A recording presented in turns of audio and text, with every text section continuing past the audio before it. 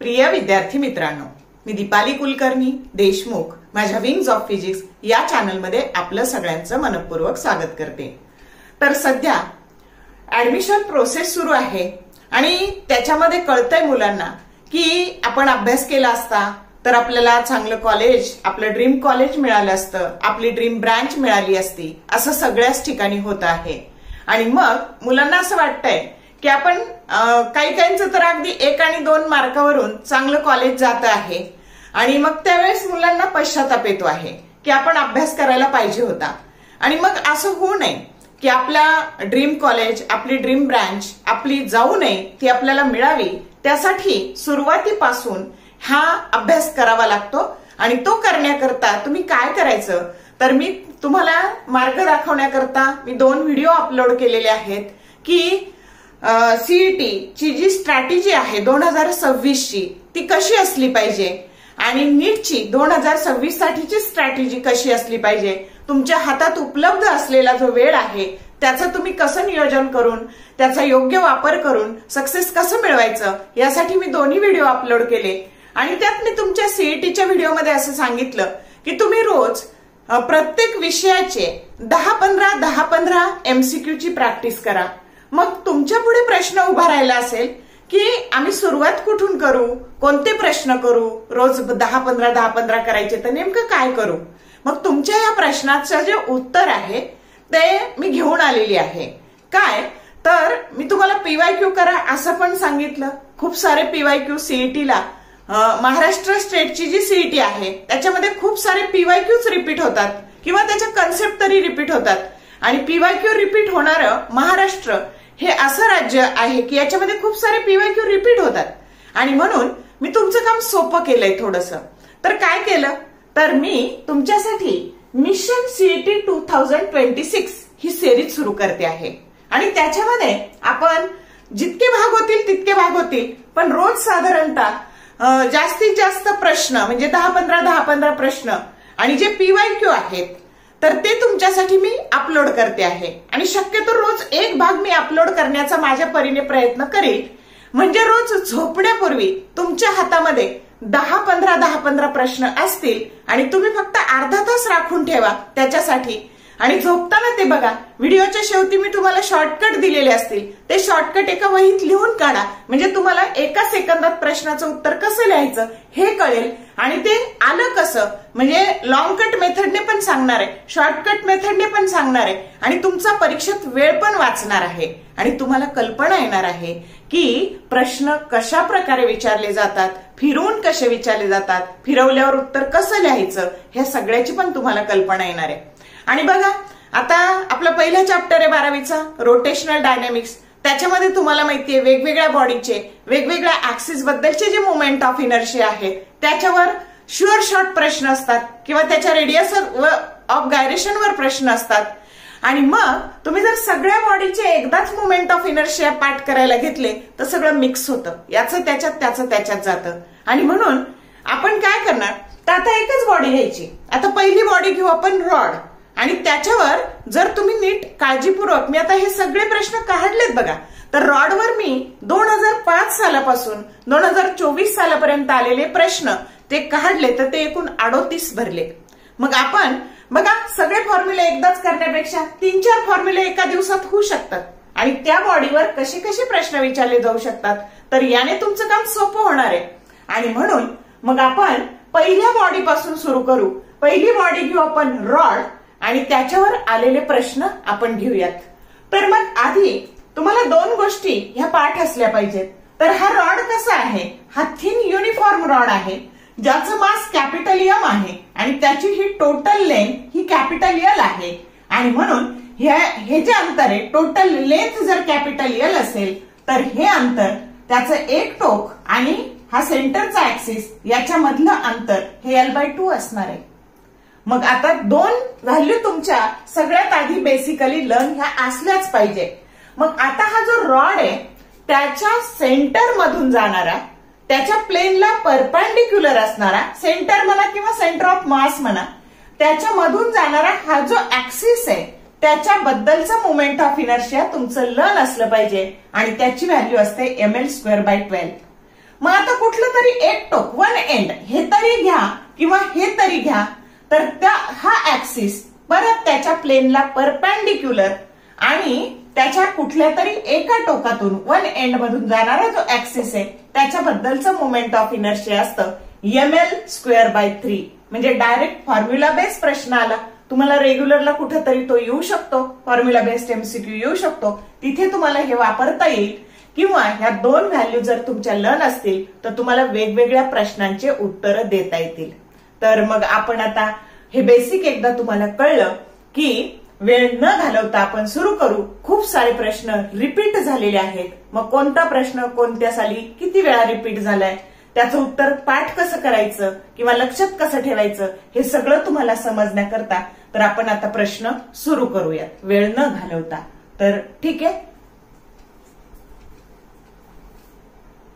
हा जो प्रश्न आहे ना हा मोस्ट रिपीटेडली आस्क्ड आहे बघा. कधी कधी विचारलाय, सीईटी 2009 ला विचारलाय, सीईटी 2020 ला आणि सीईटी 2021 ला विचारलाय. काय आहे प्रश्न? Moment of inertia of A rod of mass capital M and a length capital L about an axis passing through a point midway between center and end is option A ml²/6, B ml²/12, C 7 ml²/24 and D 7 ml²/48. तर बघूयात कसं काढायचं ते. तर आपल्याला हा असा rod दिलेला आहे की ज्याचं पूर्ण मास आहे M आणि त्याची लेंथ आहे एल, मास कॅपिटल एम आहे. आणि आपल्याला असा ऍक्सिस घ्यायचा आहे की तो त्याचं वन एंड आणि त्याचं सेंटर त्याच्या बरोबर मध्ये आहे.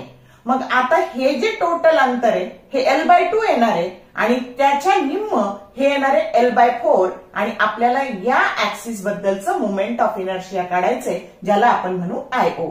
मग आता बघा आपल्याला थेरम, हे दोन्ही ऍक्सिस एकमेकाला पॅरलल झाले म्हणून आपल्याला पॅरलल ऍक्सिस थेरम वापरायचा आहे. पण आपल्याला या रॉडच्या सेंटर ऑफ मास मधून जाणारा आणि त्याला परपेंडिक्युलर असणारा जो ऍक्सिस आहे त्याची व्हॅल्यू माहित पाहिजे की ती आहे ml²/12 आणि दोन ऍक्सिस मधलं अंतर की जे l/4 आहे.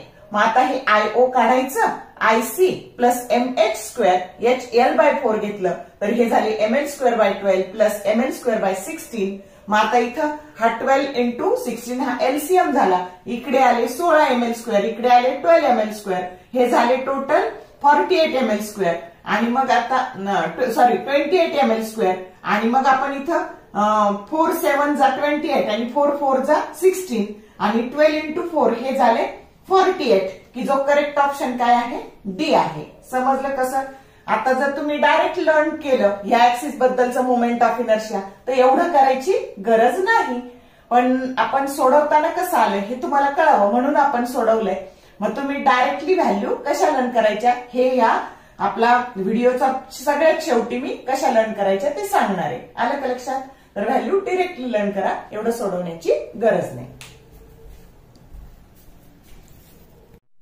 हा जो प्रश्न आहे ना हा सीईटी 2010 या साली रोटेशनल डायनामिक्स या चॅप्टरवर रॉडवर विचारलाय बघा. प्रश्न असा आहे, the movement of inertia of a thin uniform rod of length capital L and mass capital M about an axis passing through a point at a distance of 1/3 from one of its ends and perpendicular to the rod is option A ml²/12, B ml²/9, C 7/48 ml² and D ml²/48.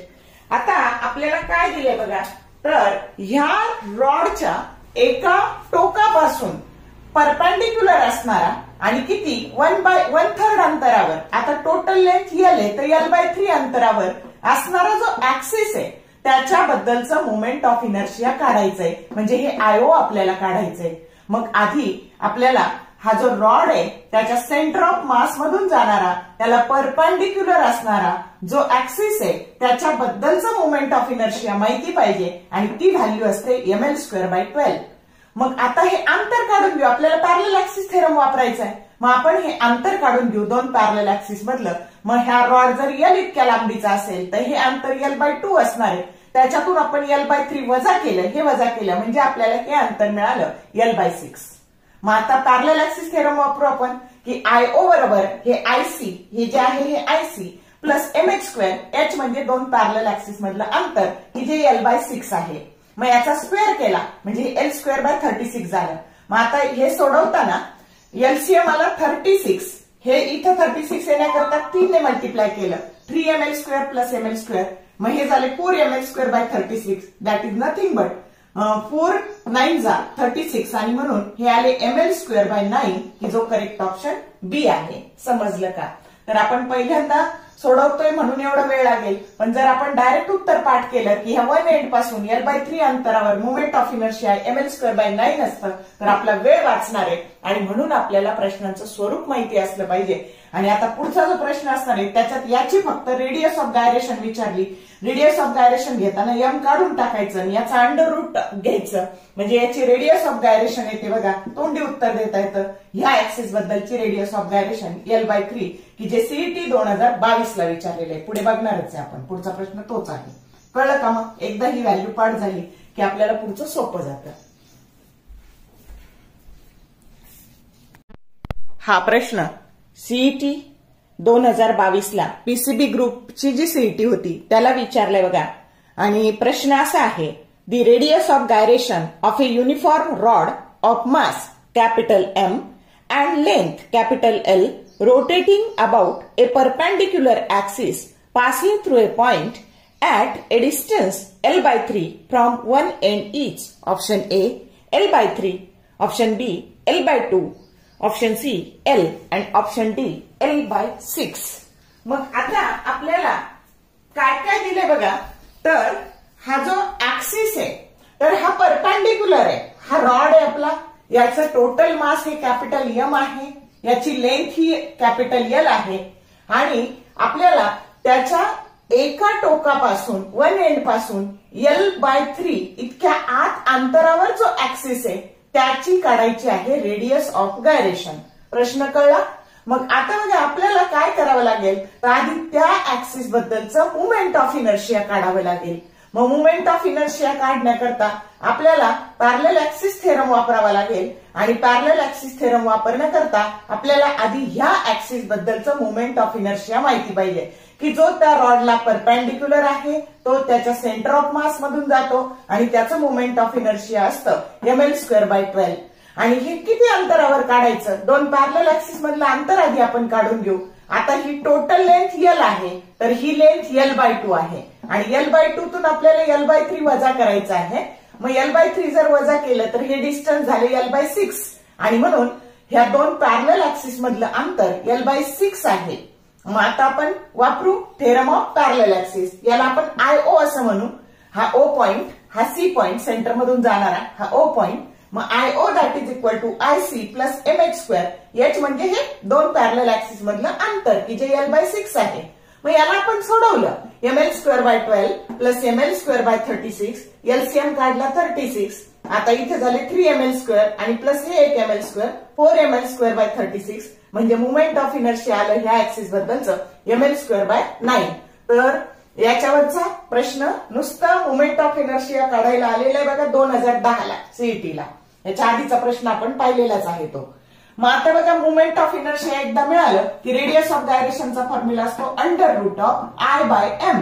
मग आता इथे आपण हे IO टाकू. मग IO ची किंमत आहे ml²/9 डिवायडेड बाय m. हे m काय झाले? कॅन्सल झाले. शिल्लक राहिलं √L²/9 that is nothing but L/t की जो करेक्ट ऑप्शन ए आहे. आता तुमचं जर उत्तरच पाठ असेल बाळांनो, मोमेंट ऑफ इनर्शिया जर पाठ असेल तर तुम्हाला हे एका सेकंदात येणार आहे. पण याला प्रॅक्टिस महत्वाची आहे. आपण पहिल्यांदा सोडवत आहोत आणि म्हणून आपल्याला ते कळलं पाहिजे कसं आलं काय आलं. आणि म्हणून एक 3-4 व्हॅल्यू जर तुम्ही लर्न केल्या तर तुमचं काम होऊन जाणार आहे. समजलं? आता हा जो प्रश्न आहे ना हा CET 2014 ला आणि CET 2020 ला असा रिपीट झालेला आहे. तर प्रश्न असा आहे बघा, the moment of inertia of a thin uniform rod rotating about the perpendicular axis passing through one end is capital I. The same rod is bent into a ring and its moment of inertia about the diameter is I1. The ratio I divided by I1 is option A 4 pi square by 3, B 8 pi square by 3, C 5 pi by 3 and D 8 pi square by 5. तर आता बघा कसा conceptual प्रश्न आहे आणि तो repeat झालेला आहे. तर आपल्याला आधी रॉड दिलेला आहे, त्या रॉडच्या वन एंड मधून जो ऍक्सिस गेलाय त्याच्याबद्दलचं मोमेंट ऑफ इनर्शिया, तर त्याला आय असं म्हटलेलं आहे. मग मी सांगितलं तुम्हाला की त्याची व्हॅल्यू तुमची पाठ असली पाहिजे. मग आय बरोबर ती व्हॅल्यू असते ml²/3. याला म्हणायचं इक्वेशन नंबर 1. आता एल रॉड आहे, एल लेंथ आहे आणि त्या रॉडची रिंग केली. मग ती जी लेंथ आहे ना ती त्या सर्कम्फरन्सवर असं आपण रिंग केली त्याची. तर हा सर्कम्फरन्स आर जर त्याची रेडियस असेल तर ही त्याची लेंथ एल बरोबर काय असणार आहे 2 पाय आर असणार आहे. आणि म्हणून ही जी रेडियस आहे तिची व्हॅल्यू तुम्हाला मिळणार आहे L/2 पाय.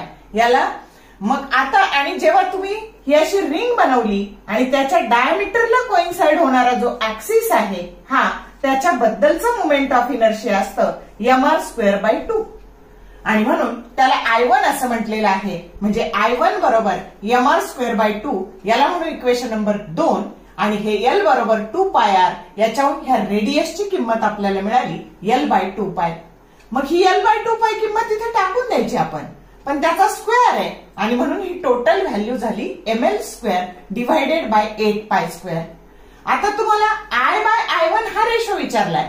मग बघा ml²/3 भागिले उलट गुणिले केलं आपण 8 pi square by ml². ml² cancel झाले आणि उत्तर आलं 8 पाय स्क्वेअर बाय 3 की जो करेक्ट ऑप्शन बी आहे. समजलं का? आता यात थोडासा बदल करून परत 2020 लाच प्रश्न विचारलेला आहे ह्याच कन्सेप्टवर. तर कसा ते आपण आता बघूयात.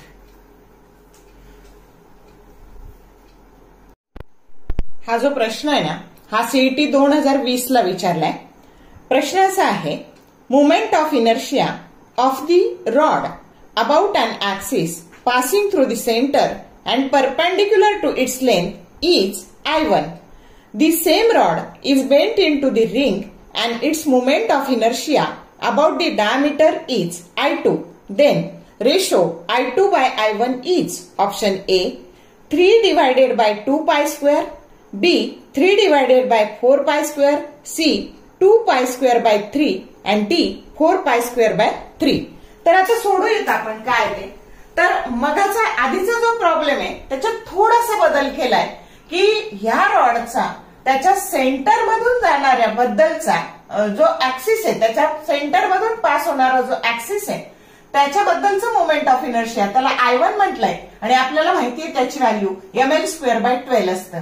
मग हा रॉड हा रिंग मध्ये कन्वर्ट केला म्हणजे L बरोबर 2 पाय आर झालं आणि R बरोबर L/2 पाय ही किंमत आपल्याला मिळाली.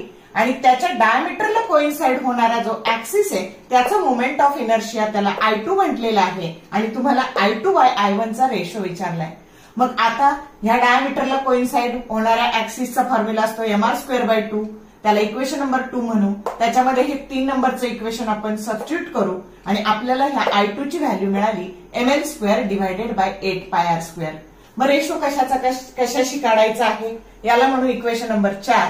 तर 4 भागिले 1 जर केलं आपण तर ml² डिवायडेड बाय 8 पाय आर स्क्वेअर इंटू आता भागिले उलट गुणिले केलं आपण 12 डिवायडेड बाय ml² काय झाले कॅन्सल झाले. 12 डिवायडेड बाय 8 पाय आर स्क्वेअर ही व्हॅल्यू मिळाली. पण 4 3 जा 12 आणि 4 2 जा 8 म्हणजे 3 डिवायडेड बाय 2 पाय स्क्वेअर ही जो करेक्ट ऑप्शन ए आहे. समजलं? तुम्हाला माहितीये वेगवेगळ्या शिफ्टला वेगवेगळे प्रॉब्लेम येतात, वेगवेगळ्या पद्धतीचे प्रॉब्लेम येतात. मग आता बघा आधीच्या केसमध्ये तुमच्या रॉडच्या एका एंड मधून जाणाऱ्या ऍक्सिस बद्दलचं मोमेंट ऑफ इनर्शिया दिलं होतं आणि ह्या केसमध्ये सेंटर मधून जाणाऱ्या ऍक्सिसचं मोमेंट ऑफ इनर्शिया दिलंय आणि कशाचा कशाशी कधी कधी I1 बाय I2 विचारू शकतील, I2 बाय I1 पण विचारू शकतील. मग तुमची कन्सेप्ट जर क्लिअर असेल आणि हे दोन्ही मोमेंट ऑफ इनर्शिया तुमचे ह्या ऍक्सिस बद्दलचे मोमेंट ऑफ इनर्शिया लर्न असतील तर तुम्हाला कशाही पद्धतीचा प्रश्न आला तरी तो सोडवता येईल. समजलं का? म्हणजे 2014ला हा टाईप आलता, 2020ला पण आला, त्यात पण 2 केसेस आल्या. आलं लक्षात? तर या पद्धतीने त्याला सोडवायचे. आता आजचा जो आपण रॉडचा भाग पाहिला त्याच्यामध्ये काय काय शॉर्टकट तयार झाले. तर पहिलं तुम्हाला विचारतील की रॉडच्या सेंटरमधून जाणारा आणि त्याच्या प्लेनला परपेंडिक्युलर असणारा जो ऍक्सिस आहे त्याचा मोमेंट ऑफ इनर्शिया किती, तर ते येतं ml²/12. दुसरं, कुठल्या तरी वन एंड मधून जाणारा जो ऍक्सिस आहे त्याच्याबद्दलचं मोमेंट ऑफ इनर्शिया किती, ते येतं ml²/3. आता बघा तुम्हाला विचारलेले प्रश्न की ह्या बरोबर ह्या दोन्हीच्या मधून जाणारा जो ऍक्सिस त्याच्याबद्दलचं मोमेंट ऑफ इनर्शिया म्हणजे जो ह्या 2 ऍक्सिस मधलं अंतर L/4 असतं आणि तेव्हा हे मोमेंट ऑफ इनर्शिया ह्या ऍक्सिस बद्दलचं मोमेंट ऑफ इनर्शिया असतं 7/48 ml². हा 3 वेळा विचारलेला प्रश्न आहे. आता तुम्हाला अजून काय प्रश्न विचारलाय, तर ह्या एका एंड पासून L/3 अंतरावर असलेला जो ऍक्सिस आहे त्याच्याबद्दलचं मोमेंट ऑफ इनर्शिया. मग आता ह्या 2 पॅरलल ऍक्सिस मधलं त्यावेळी अंतर येतं बघा L/6 आणि L/6 अंतरावर मोमेंट ऑफ इनर्शिया असतं ml²/9. समजतंय? आणि 1 वर्षी याच्याबद्दलची रेडियस ऑफ गायरेशन विचारली आहे. तर रेडियस ऑफ गायरेशन K बरोबर √I/m जर घ्यायचं तर I निघून गेले आणि याचं अंडर रूट घेतलं तर उत्तर येतं L/3. तर असे एवढे शॉर्टकट आज आपले तयार झालेले आहेत. आले लक्षात? तर हे सगळे असे व्यवस्थित लिहून काढा आणि जर तुम्हाला हा भाग आवडला तर लाईक करा, तुमच्या मित्रमैत्रिणींना शेअर करा, कमेंट टाकायला विसरू नका. चॅनलला सबस्क्राईब केलं नसेल तर सबस्क्राईब करा आणि रोज हा व्हिडिओ झोपण्यापूर्वी बघा. वही पेन घेऊन बसा आणि तुमची स्वतःची नोटबुक तयार करा. तुम्हाला निश्चित फायदा होणार आहे, तुम्हाला निश्चित दिशा मिळणार आहे, तुमचे शॉर्टकट आपोआप तयार होणार आहे. पहिल्यांदा सोडवायला वेळ लागतो पण नंतर तुम्हाला त्याचं उत्तर तोंडी देता येणार आहे. आणि म्हणून फिजिक्सच्या अभ्यासाचं एकच तत्व असतं, जेवढी तुम्ही जास्त प्रॅक्टिस कराल, हार्डवर्क कराल तेवढा तुमचा कॉन्फिडन्स वाढत जातो आणि तुमचा स्कोअर चांगला येतो. All the best for your study and thank you for watching this whole video.